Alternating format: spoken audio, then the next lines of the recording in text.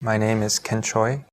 I'm a senior designer for Studio 5, which is currently working on the MMORPG project Aion. The subtitle of the game is The Tower of Eternity, and that's the name. The name of the tower is Aion, and also Aion is a divine being that created the whole world. That is the setting for the game. The Tower of Eternity, Aion, is a central point of conflict between three races. All three races are fighting each other because they want to control the Tower of Eternity, which is a very important part of the world. The three races are the Asmodeans, the Elios, and the Balar. The first two races, the Asmodeans and Elios, will be PC races, and the third race, Balar, will be an NPC race, which will kind of act as a balancing faction for when one faction becomes too powerful. The Balar will kind of act as a counter to prevent one faction from becoming too powerful and overpowering the other faction. The main theme and the main storyline of Aion is all focused on the war between these three races. All three races was created by Aion, but they've splintered into three different factions, and they're all fighting over who gets to control the Tower of Eternity.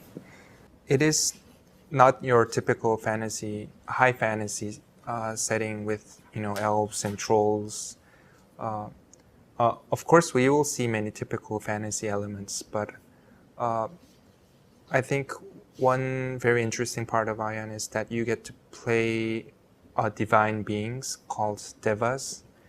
The story and kind of themes of Aion was, what if you can become a divine being that is kind of revered by all the people in that world, and what if you were responsible for kind of leading those people and winning over your enemy forces and kind of saving your world, which is I would say maybe it makes them kind of like superheroes in our modern world, that from the start your player character is kind of set apart from normal humans, and they're expected to be very heroic and more significant in big events. Another part is that we kind of wanted to be able to explain within the game lore how certain aspects of RPGs that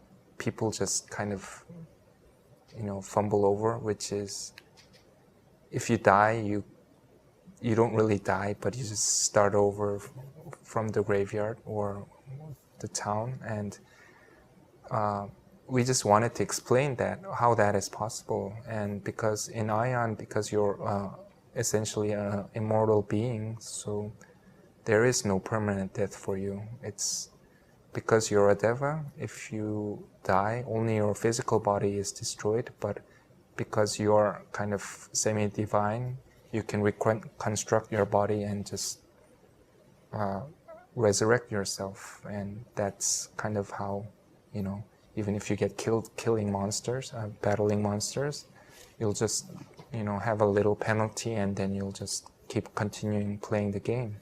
So these kind of aspects that kind of is something that is really common in RPGs, but hasn't really been properly explained in the game world. We tried somewhat to explain those elements.